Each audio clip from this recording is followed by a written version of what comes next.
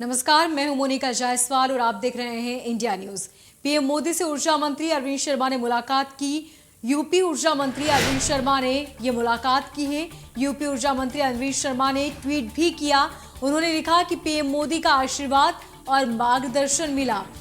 उनके असीम स्नेह के लिए कोटि कोटि धन्यवाद। तस्वीरें आप देख रहे हैं, दोनों की मुलाकात की तस्वीरें। यूपी ऊर्जा मंत्री ने प्रधानमंत्री मोदी से मुलाकात की और इस मुलाकात के बाद उन्होंने एक ट्वीट किया जिसमें उन्होंने लिखा कि प्रधानमंत्री मोदी के आशीर्वाद और उनके मार्गदर्शन मिला।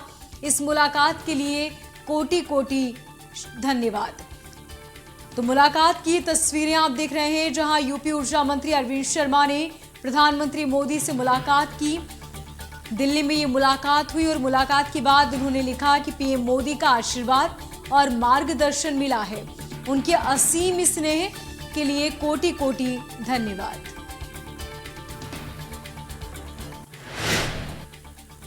सुल्तानपुर और अमेठी जिले में दोनों जिलों में एमएलसी सीट की मतगणना 12 अप्रैल को सुबह 8 बजे से सरदार वल्लभ भाई पटेल सामूहिक भवन सिविल लाइन सुल्तानपुर में 28 मतदान केंद्रों का 14 टेबल पर 2 राउंड में होगा, जिसको लेकर सुल्तानपुर से हम इंडिया न्यूज के संवाददाता रवि श्रीवास्तव ने जायजा लिया। देखिए।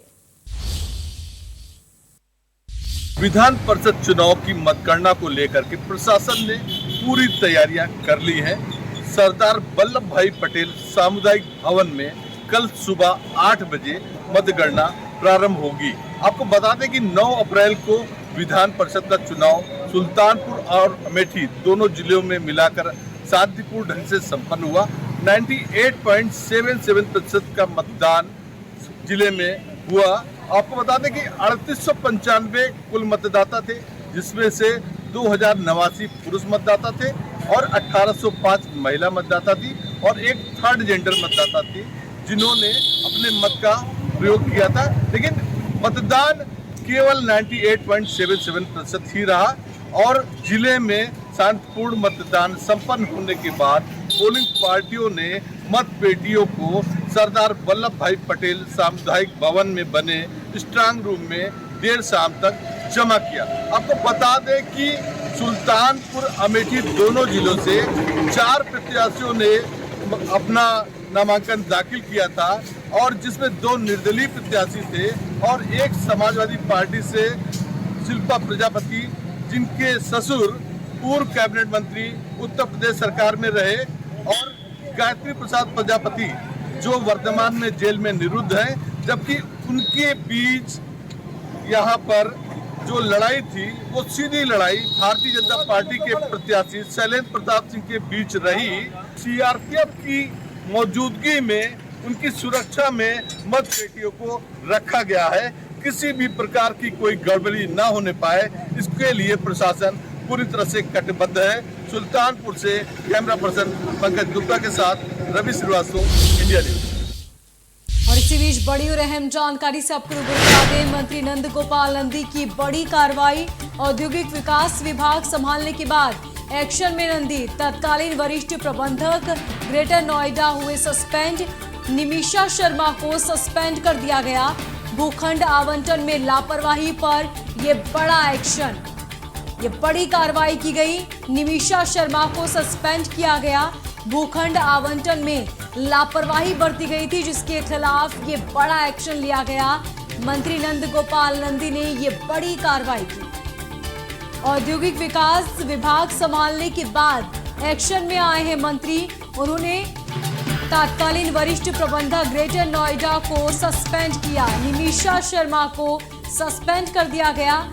आपको बता दें कि भूखंड आवंटन में लापरवाही बरती गई थी, जिसके बाद ये बड़ा एक्शन लिया और निमिषा शर्मा को सस्पेंड कर दिया गया। फिरोजाबाद आगरा विधान परिषद सीट पर शनिवार को मतदान हुआ। जिला प्रशासन ने मतगणना की पूरी तैयारी कर ली। एमएलसी चुनाव में 5 प्रत्याशी मैदान में हैं, मगर सीधी टक्कर बीजेपी के विजय और सपा के मौजूदा एमएलसी डॉक्टर दिलीप यादव के बीच है। मंडी समिति मतगणना को पूरी व्यवस्था में जुटा हुआ है। एमएलसी मतगणना में 60 कार्मिक की ड्यूटी लगाई गई है। वहीं ज्यादा जानकारी के लिए इंडिया न्यूज संवाददाता मनोज चाहल ने उप जिला निर्वाचन अधिकारी से खास बातचीत की। देखिए। लोकल बॉडी के चुनाव 9 अप्रैल को हुए थे, जिनकी मतगणना कल यानी 12 अप्रैल को होनी है, जिसको लेकर प्रशासन ने पूरी तैयारी कर ली। आज प्रशिक्षण या कर्मचारियों को दिया गया मतगणना के लिए किस तरीके की मतगणना करानी। हमारे साथ उप जिला निर्वाचन अधिकारी यशवर्धन श्रीवास्तव जी हमारे साथ हैं, इनसे जानकारी करें किस तरीके का सर आज प्रशिक्षण दिया गया है। देखिए, कल गणना है, इसलिए हमारे यहाँ ऑब्जर्व हो रहे थे, बनवाइया रहते हैं, उनको मतगणना की बेसिक ट्रेनिंग दी गई है और हमारे 25 टेबल हैं और 25 के केंद्र में हमारे मध्यस्थ हैं। तो हमारे गणना का तरीका ये होगा कि पहले हम बॉक्स खोलेंगे, फिर सभी लोग को मिक्स करेंगे और मिक्स करके फिर हम उसी काउंटिंग करा देंगे। तो जो इनवैलिड वोट हटा कर जो वैलिड वोट है उससे कोटा फिल करके उसी गणना करते हैं। सर कितने राउंड ये मतगणना चलेगी और फिर कब तक ये परिणाम आने? उम्मीद है कि एक राउंड में ही जो है हमारी गणना है और परिणाम हमारी होते हैं। तो सर सुरक्षा व्यवस्था के लिए किस तरीके की कर्मचारियों को ट्रेनिंग का कैसे बढ़ाया? देखिए, सुबह 7 बजे मतगणना करने बुलाए गए, एजेंट भी शामिल बुलाए गए, 7:30 बजे टर्न हो गए और इसकी बहुत अच्छी व्यवस्था है। काउंटर में टिकट से ही हमें चेकिंग होगी, वैसे ही पास दे के दिया जाएगा, तो कोई समस्या नहीं है, सब कुछ बहुत अच्छी है। तो ये थे हमारे साथ उप जिला निर्वाचन अधिकारी यशवर्धन जी, जिनके आपने सुना कि किस तरीके से जो मतगणना होनी है उसके लिए सारी तैयारी करा ली गई है और प्रशिक्षण के लिए अधिकारियों को कर्मचारियों को दिशा निर्देश दे दिए गए। तो ये क्लियर 1 बजे के बाद ही, दोपहर बाद ही हो पाएगा कि किसके सर एमएलसी या लोकल बॉडी के चुनाव।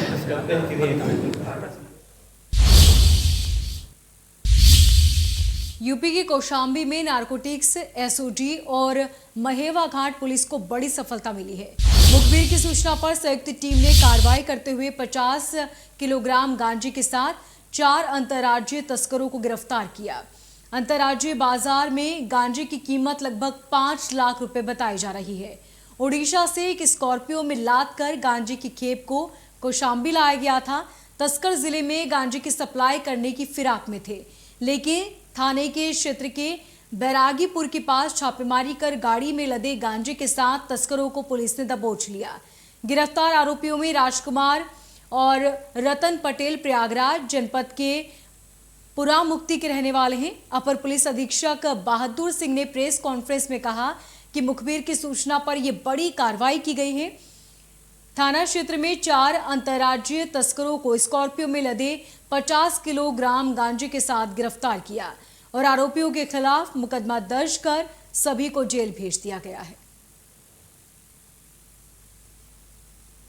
कई दिनों से सूचना प्राप्त हो रही थी कि बंदी कौशाम्बी में उड़ीसा से और अन्य राज्यों से गांजा आ रहा है और यहाँ से कुछ जगह बात, जिसकी सूचना पे एनसीबी और हमारी पुलिस टीम ने दबिश डाली और एक जगह ये मिले हमको थाना महुआ घाट क्षेत्र में एक स्कॉर्पियो है जिसमें 50 किलो गांजा है और 4 व्यक्ति मिले, उनकी गिरफ्तारी की गई।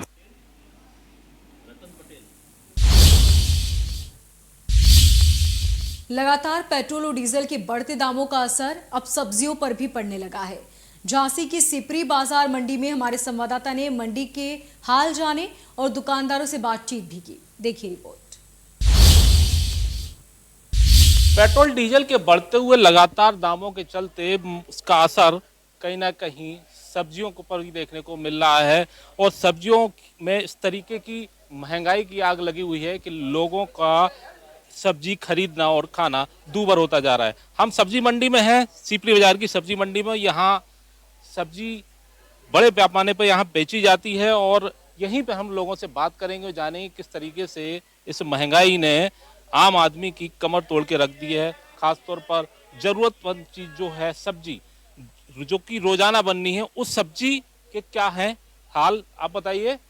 आप दुकान बेच रहे हैं, आप किस तरीके हाल है इस समय सब्जी? बहुत बेकार हाल है, महंगाई बहुत है, सब्जी भी अच्छी नहीं आ रही और महंगी भी है, ग्राहक की भी आवक कम है, ग्राहक ले नहीं पा रहा है, खरीद नहीं पा रहा है क्योंकि ग्राहक के पास आमदनी का कोई साधन नहीं बचा। महंगाई बहुत है, कमा रहे हैं 100 रुपये, महंगाई है 500 रुपये रोज की। क्यों क्यों महंगाई इतनी ज़्यादा बढ़ गई है? डीजल पेट्रोल दुनिया भर के खर्चे हैं, फिर पढ़ाई लिखाई में भी है, डीजल पेट्रोल से भी है, और खर्चे ही खर्चे दिख रहे हैं चारों तरफ। क्या सबसे महंगा हो गया, कितने प्रतिशत वृद्धि हुई है इन सब्जियों के दामों में? कम से कम 20%, कम से कम 20% हुई अगले 4 महीने पहले।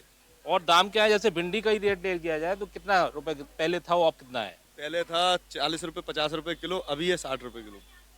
और बाकी जो सब्जियां हैं दिखाई दे रही, खासतौर पर टमाटर है, टमाटर 20 रुपये किलो है इस टाइम प्रेजेंट्स में।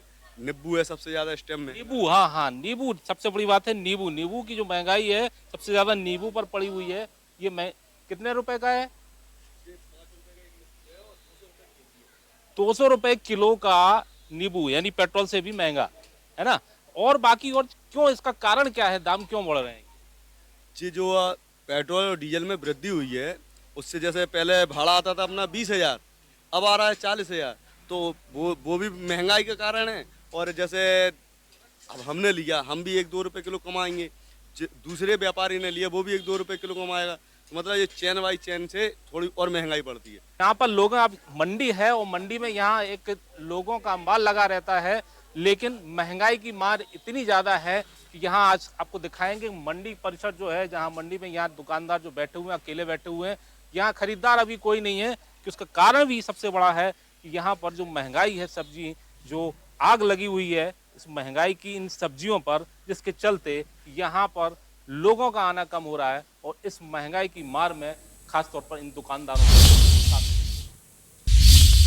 बढ़ती महंगाई ने किचन का बजट पूरी तरह बिगाड़ दिया है। लोगों की थाली से अब सब्जियां गायब हो रही हैं। वहीं दुकानदारों का कहना है कि पहले वो जितना माल लाया करते थे, अब उससे भी आधी कमाई हो पा रही है, क्योंकि अब लोग कम सब्जियां खरीद रहे हैं। पेट्रोल डीजल के दामों में तो आग लगी हुई है, साथ ही सब्जियां भी आसमान छू रही हैं। लगातार महंगाई बढ़ रही है, लोगों की थाली से कहीं ना कहीं सब्जी गायब होती नजर आ रही है। आप देख सकते हैं कि इस समय हम आगरा की एक मंडी में हैं, ये सब्जी यहाँ बिक रही है, लेकिन सब्जियां लगातार महंगी हो रही हैं। जिस प्रकार से पेट्रोल डीजल के दामों में आग लगी है, तो सब्जी महंगी हो रही है। एक दुकानदार से बात करेंगे। सर, इस प्रकार सब्जियां लगातार महंगी हो रही है, तो लोग कितना ले पा रहे हैं? कम ला रहे हैं माल, कम लेके आ रहे हैं। अच्छा, आप भी कम ला रहे हैं? 50 को लाते थे, 10 किलो माल लेके आ रहे हैं। अच्छा, नींबू सब महंगा है। तो कहने इनका कहना है कि पहले जो 50 किलो माल लाते थे, अब ये 20 किलो या 10 किलो माल लेके आते हैं, क्योंकि जिस प्रकार सब्जियां महंगी हो रही हैं, तो कहीं ना कहीं लोगों के जो बजट है वो बिगड़ा हुआ है। कुछ लोग उनसे बात करेंगे कि वो क्या सोचते हैं इस बारे में। आप बताइए, जो सब्जियां महंगी हो रही है उसको लेकर क्या कहेंगे, क्या सोचती हैं आप, क्या होना चाहिए? सस्ता होना चाहिए। क्या सस्ता होना चाहिए। महंगी है सब्जी, और क्या, तो सस्ती सब्जी होनी चाहिए। इनका कहना है कि सब्जियां भी इस समय महंगी है। जिस प्रकार से लगातार सब्जियों के रेट बढ़ रहे हैं, आप देख सकते हैं कि ये सब्जियां सारी बैगन है, भिंडी है, तोरई है, और भी सब्जियां हैं, तो लगातार सब्जियां महंगी हो रही हैं। इनसे बात करेंगे दुकानदार से कि ये क्या कहेंगे। तो सब्जियां जिस प्रकार लगातार महंगी हो रही है, इसको लेकर क्या कहेंगे आप? कितना लोग ले पा रहे हैं? लोग ले रहे हैं, लोग कम ले रहे हैं, लोग कम बिक्री हो गई है पहले से। कम बिक्री हो गई, और क्या। तो कहीं ना कहीं इनका 70 रुपये कहना है कि जो पहले लोग दिया करते थे, अब वो कम ले पा रहे हैं, क्योंकि सब्जियां लगातार आसमान छू रही हैं। लोगों की थाली से सब्जियां गायब होती नजर आ रही हैं। Sanjay Singh, India news, Agra.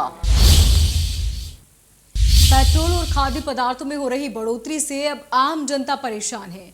इन दिनों सब्जी के दामों में हुई बेतहाशा बढ़ोतरी भी लोगों के लिए परेशानियों का सबब बन चुकी है। हमारे संवाददाता पंकज चतुर्वेदी ने वाराणसी शहर के मध्य में स्थित नाटी इमली सब्जी मंडी में हालातों का जायजा लिया। देखिए। महंगाई से लोग परेशान हैं। बात बनारस की करें तो बनारस के मैं नाटी इमली सब्जी मंडी में हूँ। ये नाटी इमली सब्जी मंडी शहर के मध्य में स्थित है। यहाँ पे भी देखिए सब्जियों के जो भाव हैं वो आसमान छू रहे हैं। यदि हम बात करें खीरे की, तो खीरा जो है आम दिनों में जो 10 रुपये किलो चलता था, इस समय 20 रुपये 30 रुपये किलो चल रहा है। टमाटर की बात करें, टमाटर 30 रुपये चल रहा है। भिंडी 60 रुपये किलो बिक रही है। नेनुए की बात करें तो नेनुए के दाम हालांकि कुछ गिरे हैं, 30 रुपये बताए हैं। बाकी अगर लौकी की बात करें, कोहड़े की बात करें तो सब जो है 40-50, परवल की बात करें तो 80 से 100 रुपये किलो बिक रहा है। मूली की बात करें, मूली देखिए 40 से 50 रुपये किलो मूली बिक रही है। ककड़ी 60 से 80 रुपये किलो बिक रही है। तो बहुत महंगाई है। कुछ लोग हैं, हम उनसे बात करते हैं, उनसे जानते हैं। क्या नाम है भैया? हमारा नाम यतेंद्र श्रीवास्तव पिंटू। यतेंद्र जी बताइए, जिस तरीके से महंगाई बढ़ रही है, क्या कारण मानते हैं? कारण क्या माना जा सकता है, क्या बता सकते हैं। शुरू से ही बन के चल रहा है, 2-3 महीने 4 महीने से ही पोजीशन लगातार है। कितना प्रभाव पड़ रहा है? अगर पॉकेट की बात करें, आपके बजट पे कितना प्रभाव पड़ रहा है? बहुत प्रभाव पड़ रहा है। जो चीज़ें हम लेते थे 2 दिन 3 दिन की सब्जी लेते थे, आज 1 दिन भी उसको सर्वाइव करना मुश्किल हो पा रहा है। बहुत मुश्किल से सरकार से कुछ कहना चाहेंगे?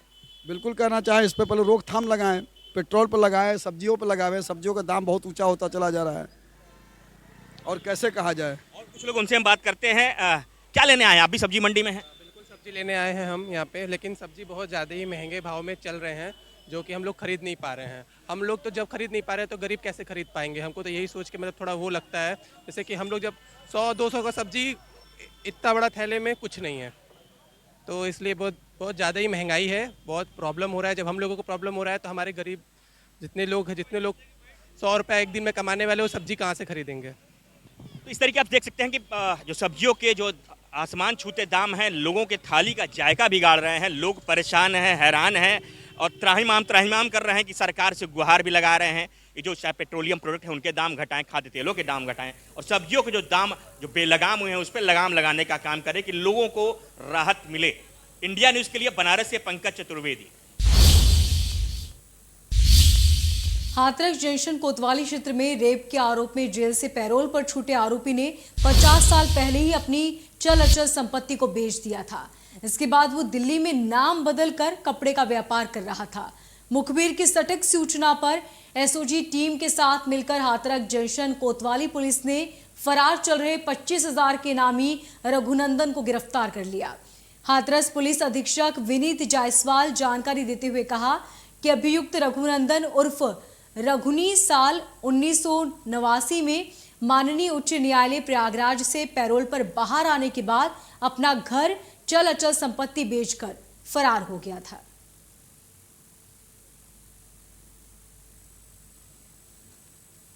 जनपद हाथरस के थाना हाथरस जंक्शन पुलिस एवं एसओजी टीम की संयुक्त कार्रवाई में एक सराहनीय कार्य करते हुए 25,000 रुपए के इनामिया अभियुक्त, जो एक दुष्कर्म के मामले में सजा याफ्ता था तथा पैरोल पे बाहर आकर विगत 33 वर्षों से फरार चल रहा था। और इसी बीच बड़ी और अहम जानकारी आपको बता दें, दिल्ली दौरे पर सीएम योगी आदित्यनाथ पीएम मोदी से मिले। सीएम योगी और मुलाकात की तस्वीरें, दोनों डिप्टी सीएम भी इस दौरान मौजूद रहे। सभी ने प्रधानमंत्री मोदी से मुलाकात की। और ज्यादा जानकारी के लिए हमारे संवाददाता संजय दिल्ली से हमारे साथ फोन लाइन पर बने हुए हैं। संजय, कौन से विषय को लेकर ये मुलाकात हुई? कहा जा रहा है कि कई अहम फैसले भी आज लिए गए। इस मुलाकात के बाद एक बैठक आयोजित की गई।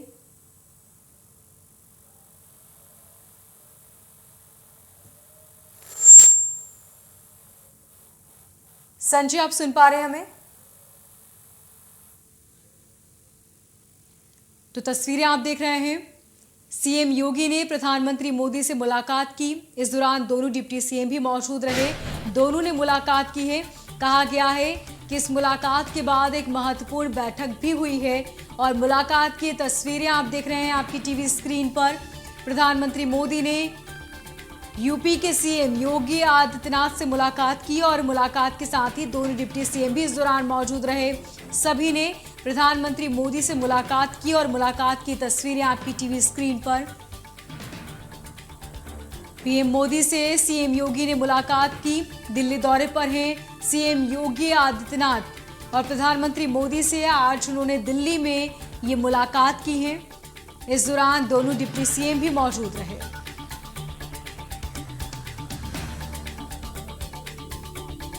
तो सीएम योगी ने प्रधानमंत्री मोदी से आज मुलाकात की।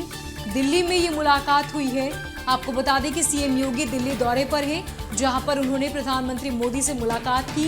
इस दौरान दोनों डिप्टी सीएम भी मौजूद रहे और सभी ने प्रधानमंत्री मोदी से मुलाकात की। मुलाकात की ये तस्वीरें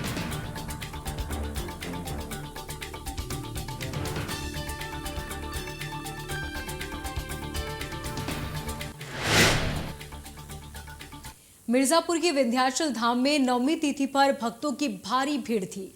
वाराणसी से आए वंशीय कसेरा समाज के हजारों लोग माता विंध्यवासिनी के दरबार में आए थे। धाम क्षेत्र में एक जगह रुकने के साथ ही हवन पूजन और भंडारा किया गया। काफी संख्या में लोग भंडारे का प्रसाद लेकर वापस लौट गए। वहीं आधी रात को समाज के कुछ रुके हुए लोगों से पंडा समाज के परिवार से जमीन को लेकर विवाद हो गया। ईंट पत्थर चले, मारपीट हुई। कसेरा समाज के लोगों का कहना है कि संपत्ति का एक हिस्सा पंडा परिवार ने हड़प लिया है और मामला कोर्ट में चल रहा है। सूचना पर पहुंची पुलिस ने आधा दर्जन लोगों को हिरासत में लिया। उसके बाद कानूनी कार्रवाई की जा रही है। एसपी सिटी ने कहा कि संपत्ति विवाद को लेकर ये पूरी घटना सामने आई, मामले की जांच की जा रही है और कानूनी कार्रवाई भी की जा रही है। मामला अभी मैंने इंस्पेक्टर विंध्याचल से बात किया, जैसे आपके वीडियो के बारे में बताने पर, तो उन्होंने बताया कि जो है कल रात में 11:30-12 बजे के आसपास जो पिछली रात बीती है, कसेरा समाज के कुछ लोग और कुछ वहाँ के लोकल जो पंडा समाज के लोग थे, उनके बीच में कुछ जो है एक पूजा स्थल को लेकर के, पुराना जगह है, नवरात्रि में उस पूजा स्थल के रूप में इस्तेमाल होता है, वहाँ पर कुछ एक दूसरे को आरोप प्रत्यारोप की स्थिति बनी हुई थी और परंपरागत ढंग से कोई पूजा होती थी, उसमें किसी पक्ष को रोका गया था, तो दोनों पक्ष इकट्ठा हो गए थे। बाद में पुलिस ने बीच में। फिलहाल मुझे दीजिए इजाजत और देखते रहिए इंडिया न्यूज।